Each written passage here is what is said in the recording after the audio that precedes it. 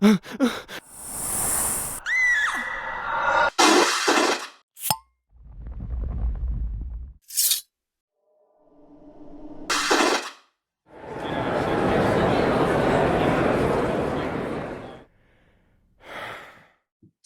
and welcome to the Supernatural Track here at Continual. I'm your host, Gail Z. Martin, and today we're talking about societal trauma in Supernatural. But before we go down that rabbit hole, let my wonderful panelists introduce themselves, starting with Travis Langley. I am Dr. Travis Langley, Distinguished Professor of Psychology at Henderson State University, best known as author of the book Batman and Psychology, A Dark and Stormy Night, editor and head nerd of the herd on a dozen other books, including Supernatural Psychology, Roads Less Traveled, which these other fine folks in the lower part of the screen worked on as well. And Travis Adams. Hi, I'm Travis Adams. I'm a Marine Corps veteran and a social worker with the VA system. I focus on helping veterans with post-traumatic stress disorder through the use of pop culture and evidence-based practices. Okay, Lynn. Hi, I'm Dr. Lynn Zubernis. I'm a licensed clinical psychologist and a professor at Winchesters University. And one of my main research areas is fandom, a lot of which revolves around the fandom for the show we're talking about today, Supernatural. I have written I think 6 books on Supernatural at this point, and the last 2 were written with the cast of Supernatural. So Family Don't End with Blood. And the one about the legacy of the show, There'll Be Peace When You Are Done, is very relevant today because we are in the 1-year anniversary time of the show ending. Absolutely. And I'm Gail Z. Martin, and Morgan Bryce. As Gail, I write epic fantasy and urban fantasy. As Morgan, I write urban fantasy, male paranormal romance, but all the modern worlds are ones where Sam and Dean could walk in and feel right at home. I'm also a huge Supernatural fan, if you couldn't tell. And I was thrilled to write a chapter in There'll Be Peace When You Are Done. So those are some of my nerd credentials right there. So we're talking about the effects of societal trauma. Now, in most of Supernatural, we're seeing the show through the Winchester gaze. So we're seeing what affects the boys, and every now and then they kind of pull out for a long shot, like that establishing shot in Croatoan, where Dean wakes up and realizes he's not in Kansas anymore, at least not Kansas in 2009. And, every now and then we get glimpses, but we don't usually see the effects of all of the breaking seals, apocalypses, and everything else from the viewpoint of the poor people who are living through it. So let's kind of talk about how Supernatural reflected the effects of societal trauma from some of these really big deal things, and how that matches up or doesn't with the way things really work. So let's start with Croatoan. Dean wakes up, different place, different time. Everything is in ruins, and there are zombies running amok, as well as people in tanks with large machine guns. So, societal trauma, what do we have there when we've got kind of Walking Dead meets Sam and Dean? Let's start with Lynn. That's the end, I think, that you're talking about, not Croatoan. I was thinking of the Croatoan virus thing. Is Croatoan's written across there, but you're right. The episode is the end. Right. I'm not really that good with episode names, but I only know that because we just watched it. Right. You and I both were just at a recent Supernatural convention, and they did screening of the end, which was really, by the way, just speaking of sort of communal experiences, a really great experience to watch that with thousands of people in a ballroom at a Supernatural convention, all of whom were Supernatural fans. That was really a great idea that creation has had. Well, since you brought up the 2 episodes that deal with the virus, you kind of got societal trauma in both, one on a micro level and one that we're given to expect on a macro level. So have at it, please. I mean, the first thing that strikes me when thinking about the end and when rewatching it last weekend was that all the really little things that we take for granted that go away when there is some kind of big societal trauma were pretty neatly reflected in that episode. I mean, right down to, it seemed silly at the time, the Rob Benedict at the time Chuck character saying, hoard toilet paper, you'll regret it if you don't hoard toilet paper. And it was really just something to laugh about when that episode aired. But watching it now, after, going on 2 years of a pandemic, those are the kind of things that start to make you feel like society is falling apart. The fact that you can't get certain supplies. Like if you're in a particular business now, the supply chains are messed up enough that you literally cannot get things. I think for many of us, I mean, I feel very privileged to have not really dealt with that before. If you were willing to pay for something, you could get something, but if things get messed up enough, you can't. So suddenly Chuck's poured toilet paper doesn't seem so funny anymore and seems a little bit prophetic in a way that I was certainly hoping would not be prophetic in my lifetime. Well, and I think at the time that was actually a joke on something in the very first episodes of The Walking Dead, because there's a character who says he would have traded all his Google stock for toilet paper if he'd have known. So yeah, it did end up prophet of the Lord and all that. How about the first time we see Croatoan in River Grove, where we're seeing how people react to that on a micro level? We don't really meet a whole lot of the people outside in the end, but we do in River Grove. Well, the show's always told on the micro level. I mean, that's part of our issue here. There are these apocalypses, or apocalyptic pie, as I heard one of them call it once. There are these apocalypses going on all the time. And how's it an apocalypse if it's the norm? But most of the world's oblivious to them.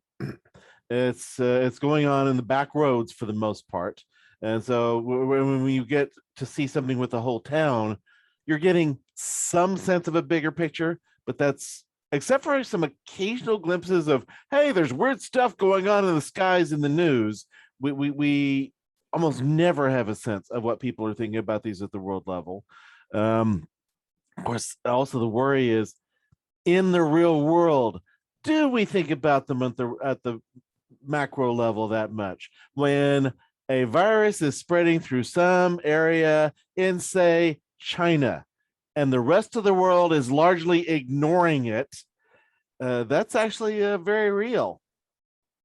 Mm-hmm. Yeah, and so, of course, then you also have things like where they're shooting that. What would they call them? The Croats. Yeah, when they're shooting them on sight, it's like, yeah. So we've learned since then there would be some people who are in denial about it, and of course that's how they all get bitten. This is true. This is true. Travis Adams, you're coming from a military background. In many military situations, you've got kind of a mini end of the world in an area where everything has broken down. How does supernatural compare to real life, or how people react? And it's really the reaction that I'm kind of looking at here. What are your thoughts? Kind of like looking at that micro level and macro level. With the micro, it's the whole world, right? If you're in a situation deployed overseas, you're experiencing some type of trauma, it's impacting you and those around you. So with supernatural, it's impacting Sam and Dean or some of the other hunters, because they'll reflect on it. Like when Sam is just being a busboy, and the three other hunters go to attack him because of releasing like the gates of hell, right, and letting Lucifer come back. So it impacts them, and that's how you see little things like that come through.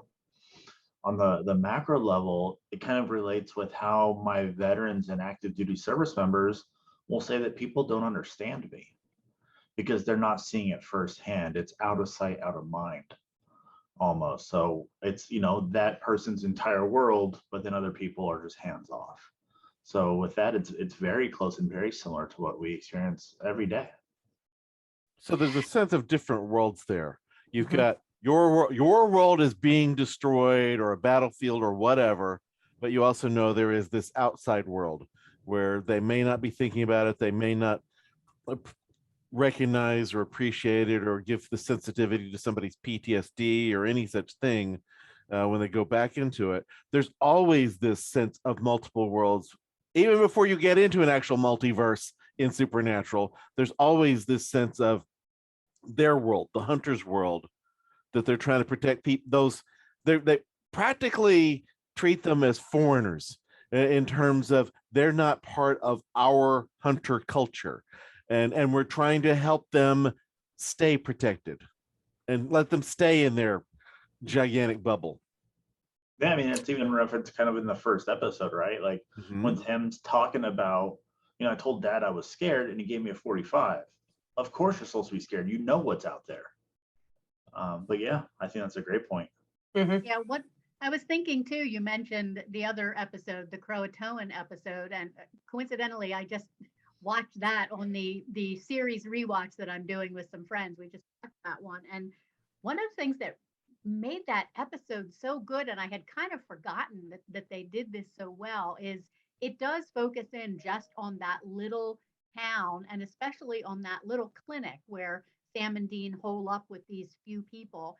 And it's filmed in such a way that it has such a claustrophobic feel to it, that they are all stuck in this one little place, and outside everything feels dangerous, which, that is how the world feels when there's something going on that is threatening. Everything feels dangerous, and it really leads people to not trust other people. When you're so full of fear and everything feels unsafe, you're looking at everybody around you too and looking at them. Are they the enemy? Are they infected, either, metaphorically or in this case, literally? And they did that so incredibly well on that micro level of just focusing in on that. But it really came through. The psychological costs of kind of not feeling safe in the world came through really vividly in that episode.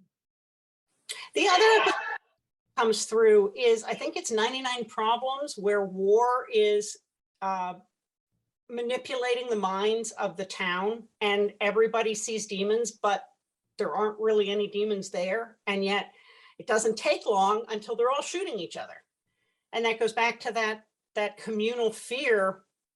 Who's in, who's out, who do you trust, and who can't you trust, and how do you know? And then how do you assimilate back into society when you experience those things, when you've had those types of instances with other people? What does that do to their trust long term of others, of strangers? It's very, very similar to what a lot of military members fear. You said one simple word there that goes into so much of this other, this classic sense of us and them, of me and the other, and the process of othering, in which you make somebody psychologically your other, whether they have to be or not.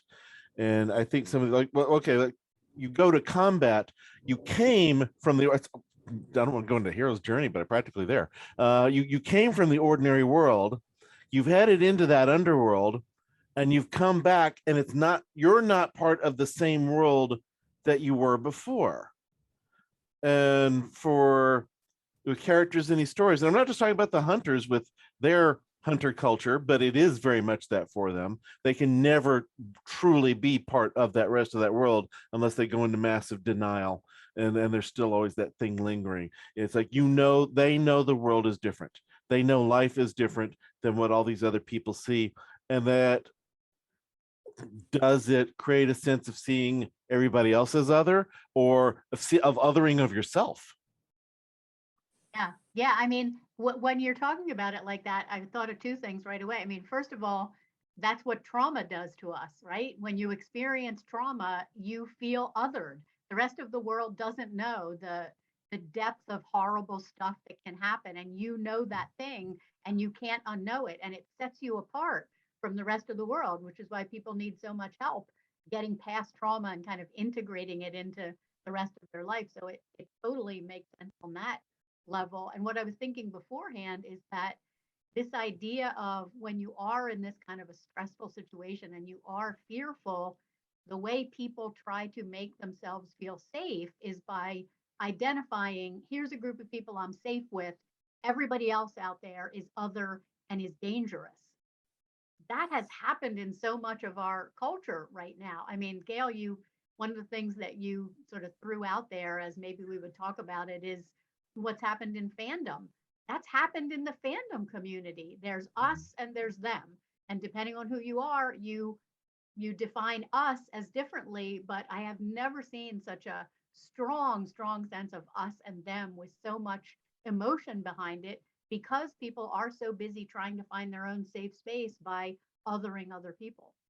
Well, and you brought up some other panel that we were on recently where you said that how people entered the fandom shifts how they see the fandom and how their expectations are of the show. And that, I think, has broader ramifications as well, because your entry point into whatever the trauma is going to shape how you react to it and who you see as your tribe and what you expect.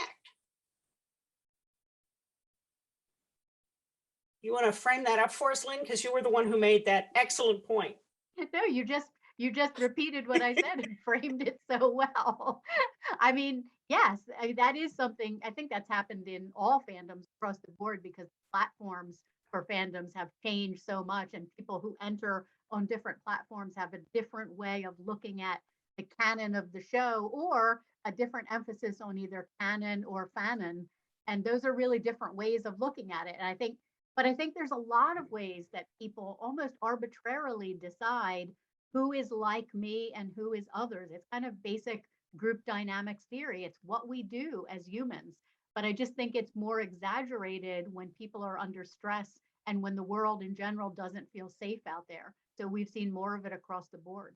Yeah, the gatekeeping within fandom seems strange and ironic. It's like, shouldn't they want more people? But I think there is this fear of being othered within the thing that you were part of becoming separate, and all the stuff we're talking about, this fear of being othered, the fear of and the sense of that with people who aren't you. You get a little complicated on the use of other there now.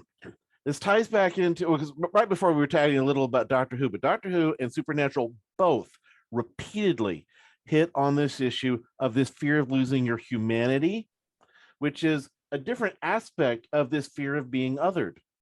It's with the biggest villains in Doctor Who, the Cybermen, the Daleks, and some additional ones. Like repeatedly with most of the monsters, and later on we find out with the demons in Supernatural, they used to be human beings, and so they lost some humanity. Some of them are struggling to hang on to it. And then some of them are, now that they have been othered relative to humanity, they're developing their own cultures. They're developing, they're trying to develop their own vampire culture. And some want, let's make everybody a vampire. So it's like, no, we need to keep it kind of a tight group because, we want the rest to be food. And regardless of the reasons, some of these become, you could argue, okay, this is a strange kind of allegory for gatekeeping in your own humanity, cultures and so forth. Some of it was never meant to be allegory. They're just telling a good story. But you have these writers who have a good sense of human beings, a good sense of the world, how it impacts people.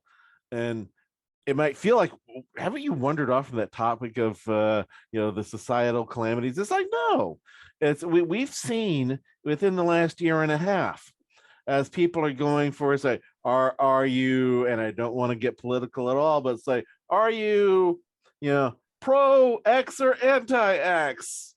And are you dividing everybody based on that? Are you looking at some disease and trying to blame a particular country on it, trying to blame particular people about it, so you're turning the eyes away from yourself? The Spanish flu did not start in Spain.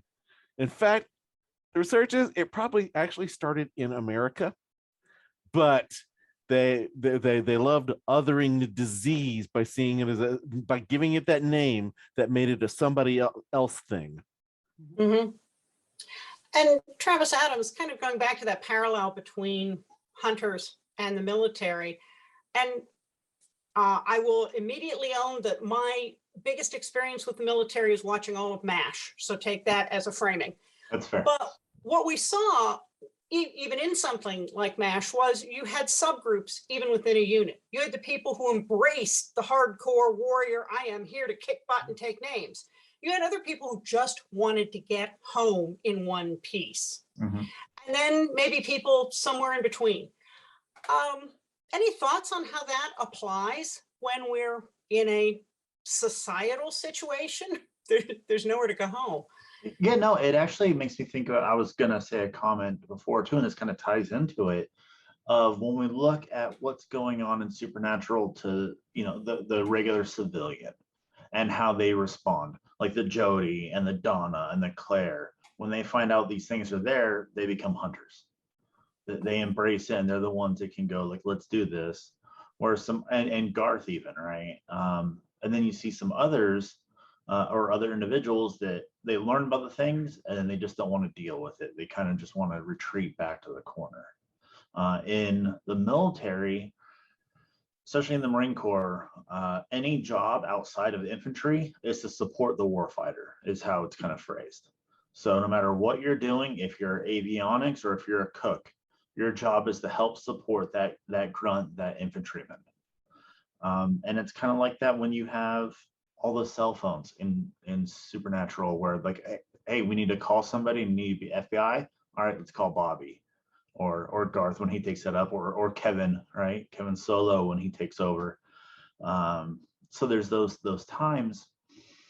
So it does relate, and it does kind of play a role that people are there supporting, and it is hard to relate to some of those people, but then other people, even though they haven't gone through this exact same experience, can still be like, I want to make a difference too. Mm-hmm. And they make those choices. Coming back to what Travis Langley said about othering, we even see that with Sam and Dean versus the rest of the hunters. Sam and Dean have their secrets even from Bobby, and too often from each other. But one of Dean's big concerns, and one of the things Sam finds out firsthand, is that the other hunters are not going to give Sam the benefit of the doubt for being different. They're just going to shoot first and ask later, ask questions, maybe never. Well, Walton Roy just killed them. Yeah. I was glad they came back for the trap to get that. It was like, yes, Walton Roy. But that's othering on even a smaller level that we see. And that makes that may be an important part of the bond that is such a central part of this whole show. These two guys, maybe them and Dad, but for a while now it's been these two, against the world.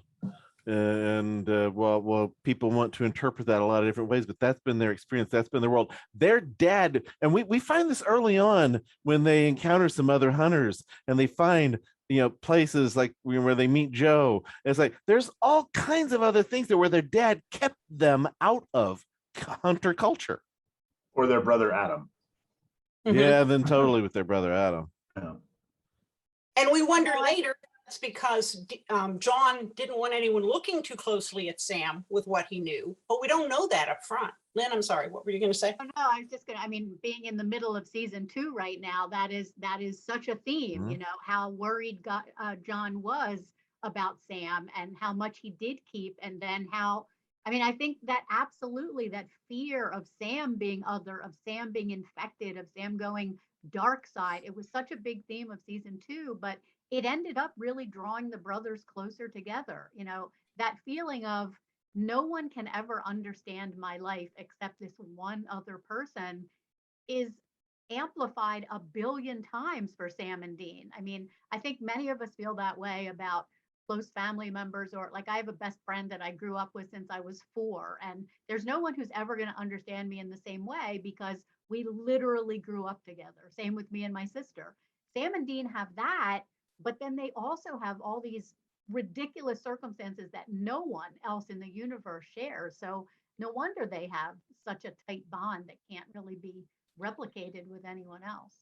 I was also thinking at the convention last weekend, someone asked in the finale what Sam had told his son, Dean Jr., about hunting, because Dean Jr., or whatever we're calling him, has the protection tattoo. But from what we saw in the episode, it doesn't seem like he's hunting. And both Jared and Jensen said they felt that Sam told him, gave him information because he wanted to protect him, but that he really didn't, he discouraged him from becoming a hunter. So unlike, Jody and Donna and Kevin and lots of other people who, when they do find out the truth, decide, okay, I have to arm myself and actually become a hunter too.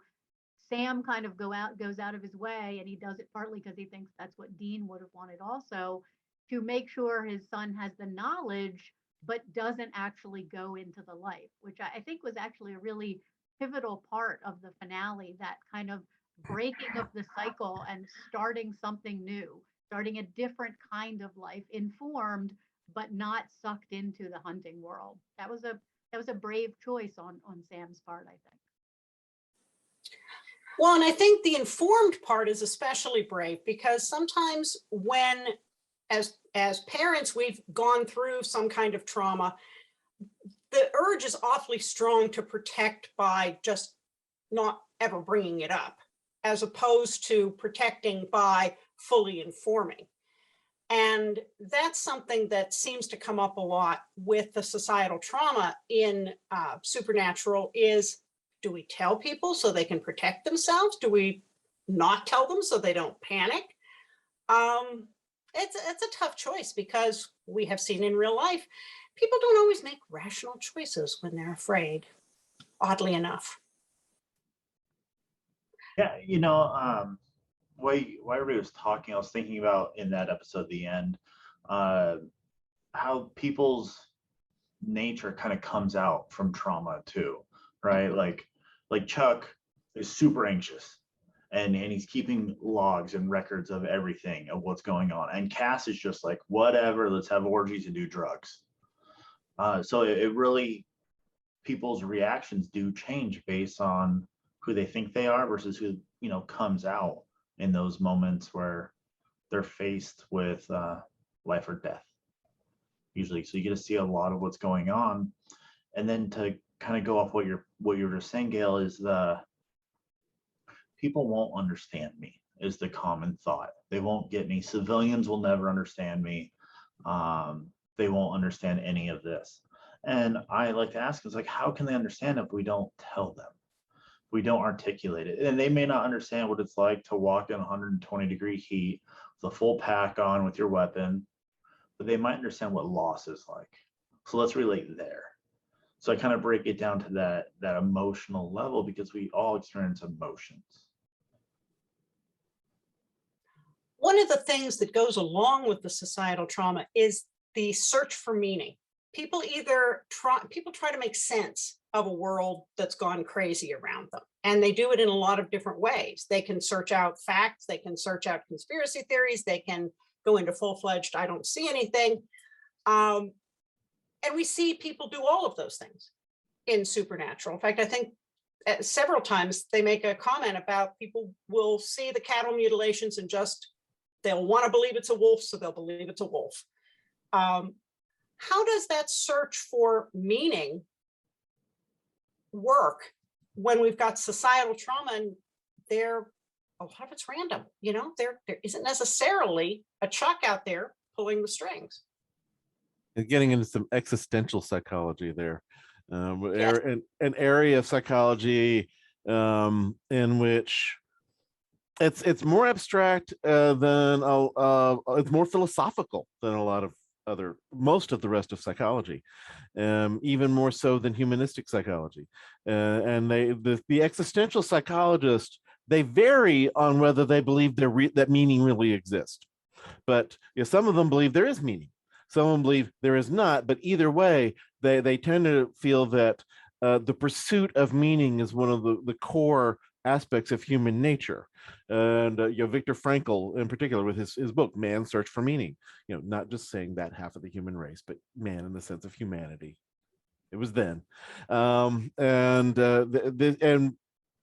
this has become a big deal in the 21st century too. with terror management theory, and many people recognize this importance of making meaning, often without citing the existential psychologists who started these ideas, because, well, come on, they're iffier people. But the ideas are so important. People who show post-traumatic growth, or in particular, they've gone through something horrible, and they find purpose, they find meaning. You know, Candace Lightner, whose daughter got killed by a drunk driver, and she was so appalled by the light sentence that she was determined that her daughter's life would mean something, and she made her Batman vow to wage war against all drunk driving, and founded Mothers Against Drunk Drivers, as it was originally called. And it doesn't mean that the universe meant for her to create mad. That does not mean that that had to happen, but for her, that's how she made meaning of this. And that is how she found purpose. People who go through tragedies, some become crusaders, campaigners, hunters in their world, but they've gone through these things, and one way or another, they're finding a way to cope with it. If they don't want to go into denial, they've got to find some purpose for it, something that means something to them. And you know, one of the themes in social psychology is that the world is a scary, chaotic place, and we do all kinds of things to convince ourselves that it's not. The main theories in social psych are about us trying to make other people make more sense to us than they really do. So we can build a science around what people go through on trying to make meaning, and trying to convince themselves that things have meaning and have purpose, whether they do or not. And we see that happen a lot, not just with Sam and Dean, but with the hunters and their whole worldview. And we see it even when one of the other apocalypses, in a way, is when the angels fell. And now you have a whole bunch of displaced angels. Mm-hmm. And you had Brother Bartholomew inciting people to pray and have God fill you. And you had this little light of mine, murderous choir girls, and the biker demons. And, you know, that had to be rather jarring, not only for the de-winged angels, but for everybody in those communities where they took someone over. And when we saw some of the real life, or in show real life effects in the Lily Sunders episode of what happened when you do that. Any thoughts on, you know, that within the context of supernatural in any of the ways we've talked about things? Lynn? More broadly, what I was thinking about when Travis was talking, and Gail, what you just added too, is that so much of supernatural is about making meaning, and can you make meaning? And I think they didn't do it as deftly as I wish they had done it in the last season, but I think like the last season was a really powerful interrogation of, you know, what happens if someone is really just pulling the strings? What happens if you're not really making choices, and you thought you were making choices, and you thought you had free will, but you never did? And on a broader level, going back to the time that you were talking about, what if religion is not at all what we think it is? What if God is not at all what we think he is, or angels are not the beings, the benevolent beings that we think they are? I mean, Supernatural pretty fearlessly interrogated many of these things that humans kind of cling to in order to make some meaning out of the chaotic things that happen in life. I think that was very fearless of the show to do that. And I do like that exploration in the last season. And I do like that their main motivation is, we want out from under Chuck's control. And as much as the finale itself was heartbreaking and hard to watch, sort of the ultimate we are out from under Chuck's control is, you can go to hunt a couple of vampires and get pushed up and impaled on a rebar and die at any time. And as brutal as that is, I felt like that was part of the meaning that they actually found in those however long time they had after Chuck was gone. That was a very difficult but vivid way to illustrate that. So Dean got to end the way that was meaningful for him personally. whether Yeah. fans want him to die in a much bigger way or never. It's like he fully expected to just die on the job one day. That's actually what he wanted, and he got what was meaningful to him in his life. Yep. Sam wanted some other things out of life, and he got those. That was what he wanted, to feel that his life was meaningful. Yeah, I mean, Yeah. Dean says numerous times how he wants to die hunting.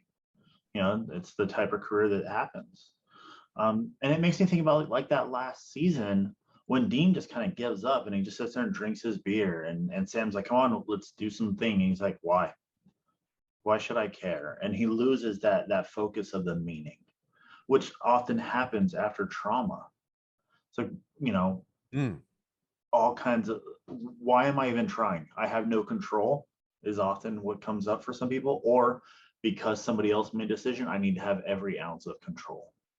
And if I can't have that, I'm not going in public. I don't trust anybody besides my safe space, which is in my room, because that's what I can control. Well, they've been team free will for so very long that they've made the issue of free will part of their self-concept. Right. And their meaning. Mm-hmm. Well, and one of the hard things, I think, when you're looking at societal trauma is on a day-to-day basis, most of the traumas we go through affect us individually or a small group.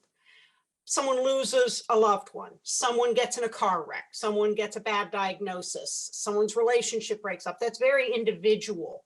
And you can go to a support group and you can find some other people.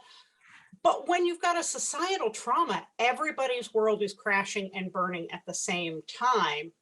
So who's left to provide perspective? There is no one unaffected to be, you know, the tent pole for sanity. And we've seen that a number of times happen in Supernatural, where, don't look at me, I'm dealing with it too.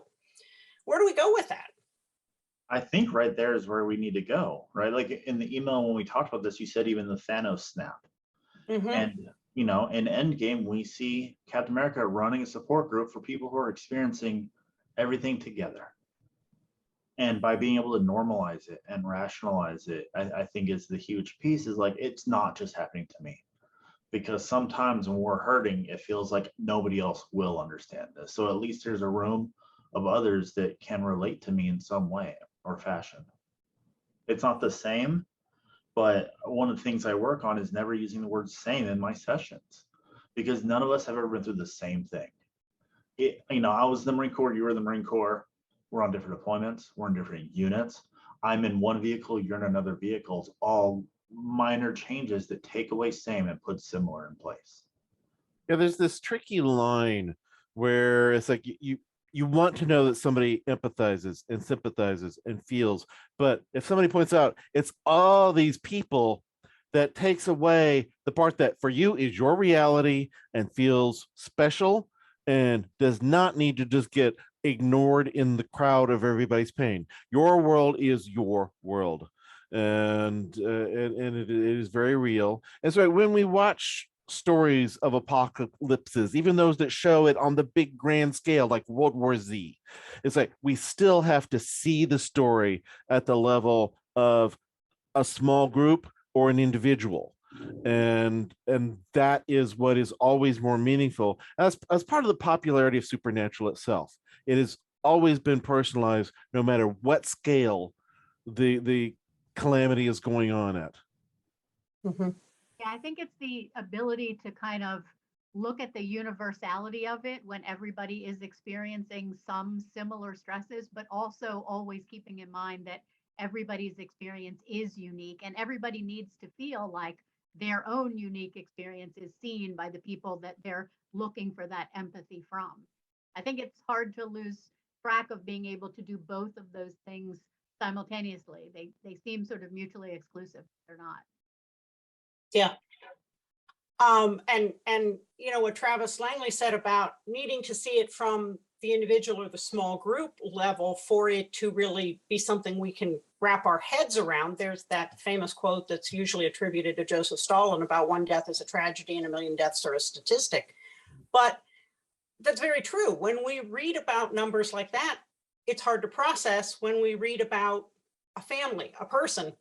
We can feel that, and that's what we see in Supernatural, seeing the calamities through Sam and Dean. I want to come back to something Travis Adams mentioned, which was the Thanos snap, and we have the Chuck snap and return in Supernatural. You've got two different paired catastrophes there. On one hand, you wipe out all or half of humanity. On the other hand, you bring them back 5 years later into a reality that is not their own in the case of Endgame, or however long in Supernatural. But time's passed without them, and somebody else is living in their house, somebody's married to their spouse, their kids grew up, and we've got kind of that sort of thing going on a lot in Supernatural, where even when it's over, it's not really over because there are ramifications. And of course, in the real world, there's no going back to old normal, to the before times. So how, again, through the lens of Supernatural, how did the show deal with that, and where did it get it right? For the last one, there's not even much time because, everybody's back. We don't have a lot of story left to tell. It is weird to Sam and Dean. It's like, these people don't know they were all gone. We don't get to see a lot of that there, and it's a relief to them to have everybody back.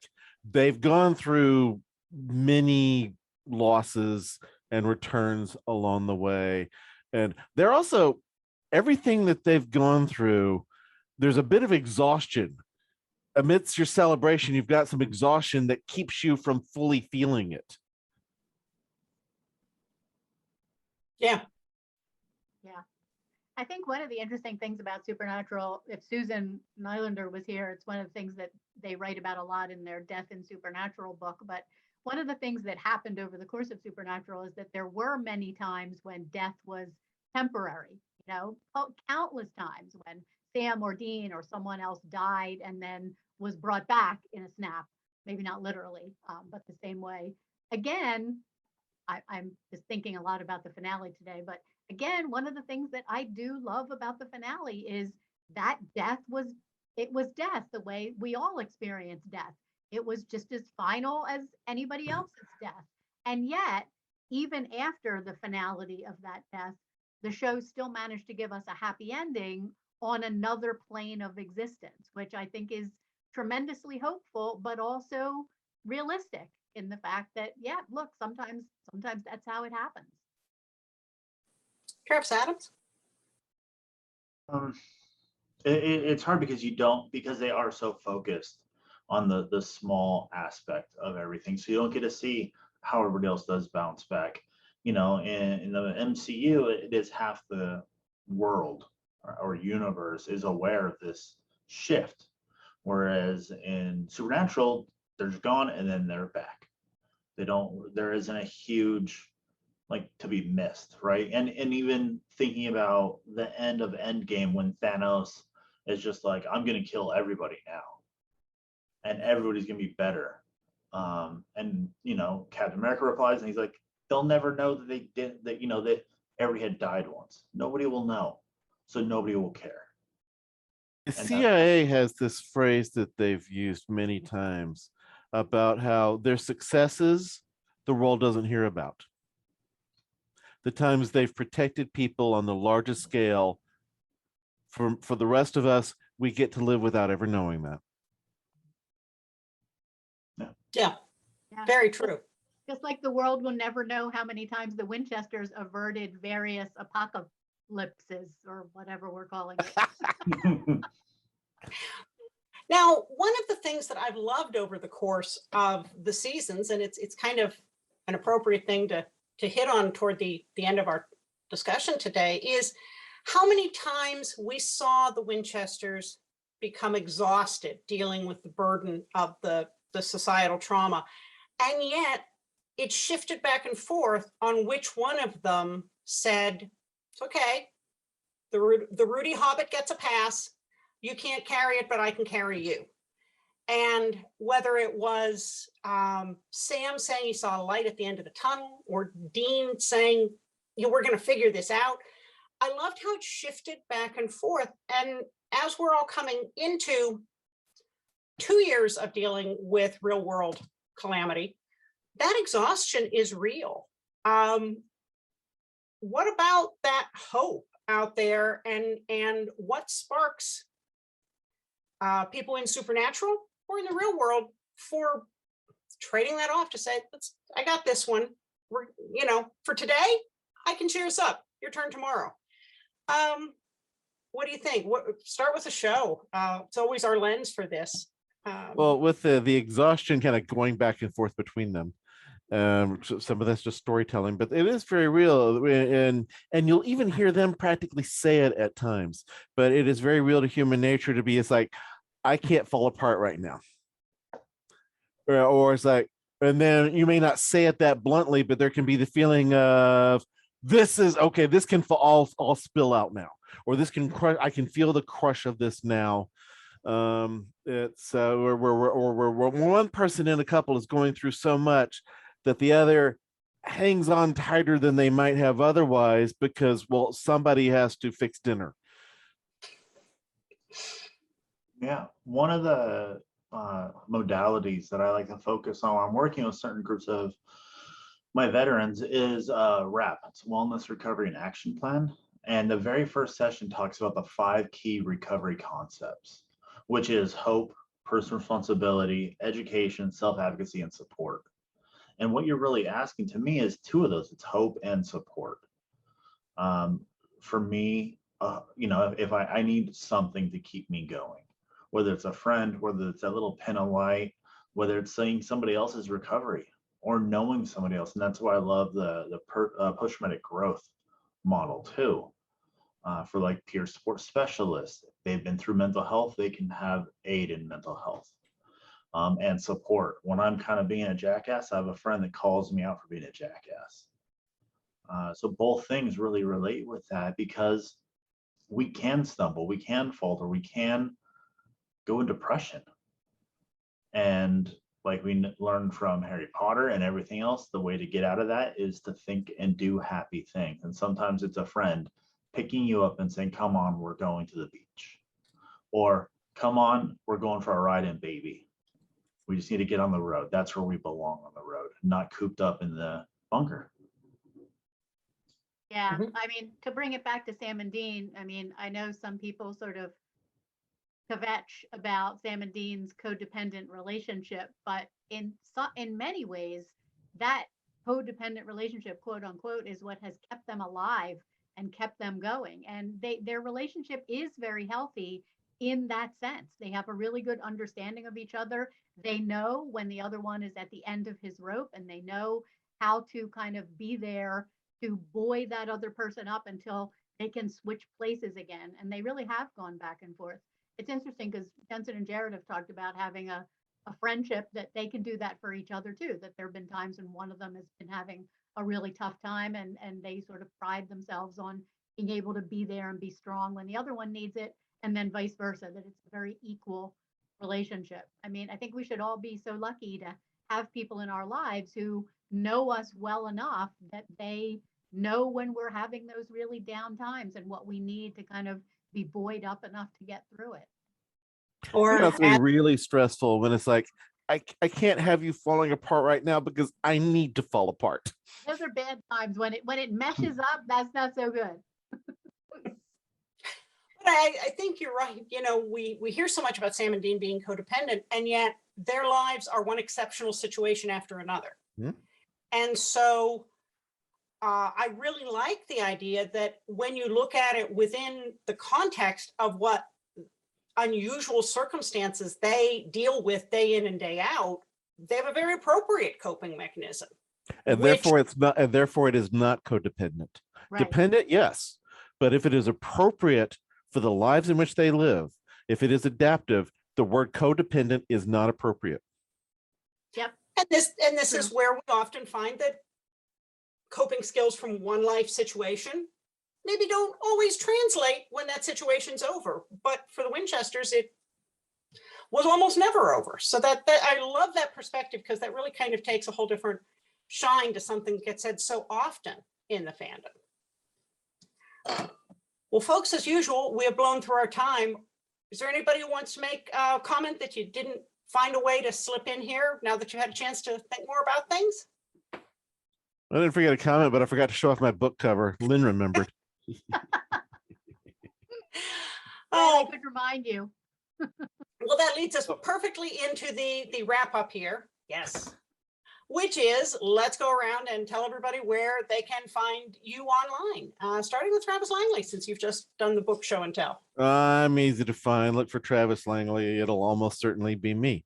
Facebook and Twitter are my favorite social media. The books are on Amazon, Barnes and Noble, all over the place. Right now, wrapping up the final edits on the second edition of Batman and Psychology. And, well, we're about to start the writing on something else that should be of interest to a lot of Supernatural fans. We're going to be doing that pretty quickly because we don't know for sure when the next season of that show airs. But on that note, what's he talking about? Yes, Travis Adams. Well, hopefully I'll be continuing writing with Dr. Langley. It's something I really do enjoy. I've got to contribute to a few of the books, including Supernatural. I do have a Twitter account. It's not the most active Twitter account, but it's the Marine_Peer, PEER. Awesome. And Lynn? You can find me on all social media pretty much at FangasmSPN. My website is fangasmthebook.com, and you can find all the books I've written about Supernatural and some other things on Amazon, Barnes and Noble, or indie bookstores as well. I'm pretty easy to find as GailesEMartin.com, MorganBryce.com. All the social media is a variation of that. I run the Supernatural TFWNC group on Facebook, but most of the time you can find me here on Continual. So thank you so much to all of you for sharing your afternoon with us. And thanks to all of you for watching and listening. There'll be a lot more Supernatural coming up soon, so we'll see you online.